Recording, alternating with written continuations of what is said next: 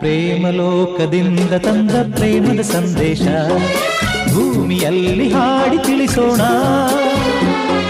ಪ್ರೀತಿ ಹಂಚೋಣ, ಆನಂದ ಪಡೆಯೋಣ, ಬನ್ನಿ ಪ್ರೇಮ ರಹಸ್ಯ ಹೇಳೋಣ. ಜೀವನವೆಂದರೆ ಪ್ರೀತಿ ಎನ್ನೋಣ, ಲೋಕದ ಸೃಷ್ಟಿಗೆ ಪ್ರೀತಿ ಕಾರಣ. ಜೀವನವೆಂದರೆ ಪ್ರೀತಿ ಎನ್ನೋಣ, ಲೋಕದ ಸೃಷ್ಟಿಗೆ